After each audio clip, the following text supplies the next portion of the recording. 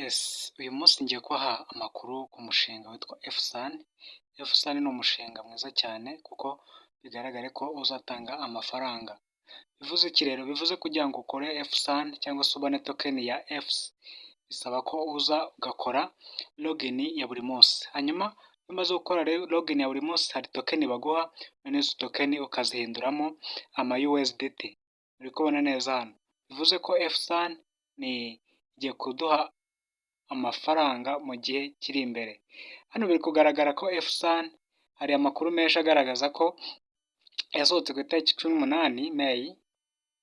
Yes, kandi biragaragara ko ishobora kuzaduha amafaranga. Uburyo bwo kubikuza urabona ko byose biriho rwose. Hano bari kuvuga ko ushobora gutumira umuntu ukabona token bita GEMS, noneho izo GEMS ukazihinduramo ama USDT. Niba ari ubwa mbere ugeze kuri YouTube channel yitwa John Lee Crypto Update, kora subscribe. Kora subscribe uraza ugakanda aha, warangiza kwakanda ukahita ukanda no kuri aka kazogera, kuri iyi nzogera, kugira ngo ubashe kubona ahanditse ngo all notification. Ahangaha ugahita wemeza ahangaha, noneho ugahita wemeza kuri all notification kugira ngo video zose ujye ubasha kuzibonera ku gihe. Yes, ikindi niba nkubwiye ngo muri comment ya mbere, bivuze ko muri comment ya mbere kamabereke kugira ngo urebe muri comment urahita ukanda hano, uri kuhabona neza, urahita ukanda hano, uraza ukande hano aha kuri comment ahangaha, noneho numara kuhakanda urahita ubona link ipininze. Ni ukuvuga ngo link ya mbere iyi ngiyi niyo ubu ushobora gukandaho kugira ngo wiyandikishe. Noneho hano uhita ukanda hano kuri read more, noneho iyo umaze gukanda kuri read more uhita ubasha kubona link zose zitandukanye. Harimo link ya WhatsApp, harimo link yo kwiyandikisha. Urabona ko rero ni ibintu byoroshye. Ubwo rero ndiza ko niba uri ubwa mbere ubonye iyi video, kora subscribe, kandi niba ari ubwa mbere ugeze kuri iyi YouTube channel, kora subscribe kugira ngo ujye ubasha kubona ibiganiro bitangirwa kuri iyi YouTube channel. Okay, reka noneho dukomeze. Yes, hano ChatGPT iri kuvuga ko impere nyine kuri ya message ibanza, FSAN irimo kwizihiza verisiyo yayo ya gatatu, ikazana poromosiyo y'igihe gito, aho ushobora kubona dubure nyine y'ibihembo ko utumiye inshuti. Hano rero baravuga ngo level ya mbere wowe watumiye ako kanya ushobora kubona GEMS 2000. Mbere byari 1,000 ariko ubu ni 2,000. Noneho ayo ma GEMS afungurwa ari uko ubwo inshuti yawe yinjiye muri sign in ku rubuga iminsi 2 ikurikiranye. Noneho kuri level ya kabiri, uwo watumiye n'uwo watumiye, uri kubyumva neza? Uwatumiwe n'uwo watumiye, bikumvikana. Ushobora kubona GEMS 200,000 ariko mbere byari GEMS 600. Uri kubyumva neza ukuntu GEMS zagiye zidubura bitewe n'uko bari kwizihiza verisiyo yabo ya gatatu. Imaze igihe ikora ariko ubu nibwo bari kwizihiza verisiyo yabo ya gatatu.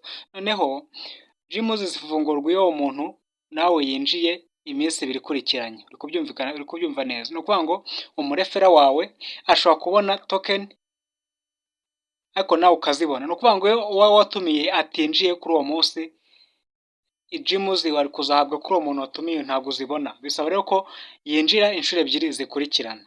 Icya gatatu, level ya gatatu iravuga ngo umuntu uturutse mu itsinda rya gatatu ryaguturutseho. Uri kubyumva neza?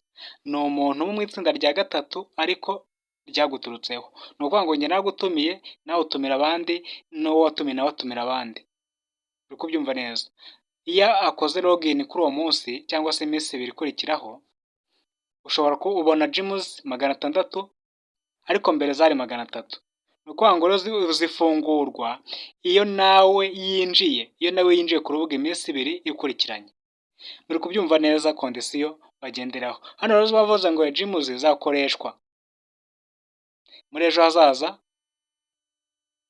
Yes, azakoreshwa ku bice bitandukanye bya F3 ndetse ngo azashobora guhindurwamo redeem mu gace gashya ka crypto kitwa Frozen FSAN kazafasha kwagura umutungo wawe muri digital. Hano barakuvuga rero ngo ubucuruzi bwa crypto ni ubu buhoraho, ni ukuvuga ngo ushobora guhindura swap amoko ya gems ya crypto urimo. Urabona ko ushobora guhindura muri USDT, Ethereum n'izindi Bitcoin. Ni ukuvuga ngo bukorwa ako kanya, nta gihe ntarengwa cyangwa nta kigereranyo. Urabona ko rero uri kuvuga ngo hano ngo nta KYC isabwa, bivuze ko usabwa kohereza ibyangombwa ntusabwa kohereza ibyo byangombwa nk'irangamuntu n'ibindi. Ubwo rero urumva rero ko iyi FSAN iri kutudabagiza rwose. None ngiye kubereka uburyo ki umuntu yiyandikisha ndetse agakorana na daily check-in, nyine ari gukora sign in uwo munsi, noneho agatangira kubona ibyo bihembo. Nukanda kuri link iri muri comment ya mbere bahita bakugeza kuri iyi screen, noneho icyo uri bukore uraza ukande hano. Numara gukanda hano urahitamo igihugu cyawe Rwanda. Yes, reka tuhakande, reka tuyishakishe neza twitonze. Tugiye kugendera kwa alphabet tugere hasi kuri Rwanda. Yes, urabona ko tugeze kuri Rwanda hano ahangaha. Noneho turahita tuyihitamo. Noneho icyo uri busabwe ni iki? Hano hejuru ahangaha urahita ushyiramo nimero ya telefone. Hano ugashyiramo nimero ya telefone uhereye kuri 7.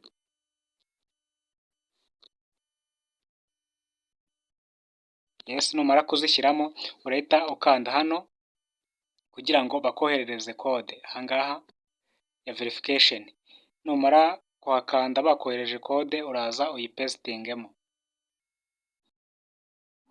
Yes, reka turebe code. Murabona ko hano code bayohereje rwose. Iyi code noneho ndayikopiya. Nimara kuyikopiya ngende nyipestingemo.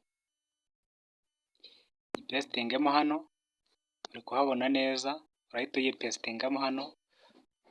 Noneho numara kubona hano iyi captcha yafungutse yagiyeho V, urakanda hano kuri register. Katuhakande.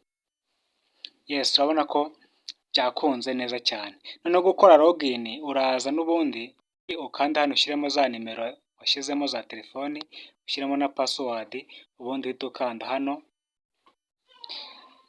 kuri login hano hasi. Ariko urabanza utegereze iyi captcha ibanze ifunguke.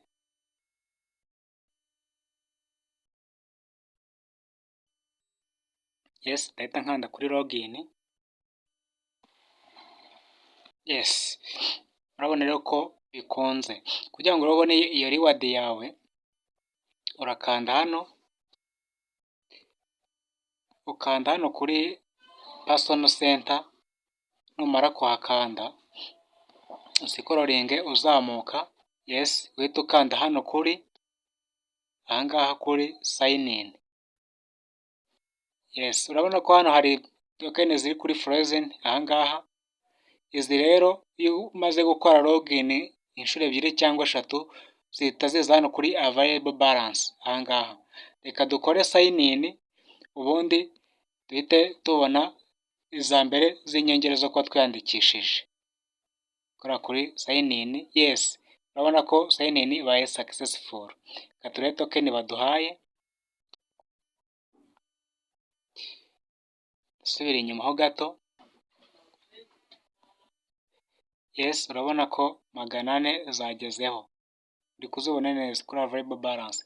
Ni ukuvuga ngo n'ejo ninkora sign in n'ejo bundi izi ngizi 2000 nazo bazahita bazizamura kuri available balance.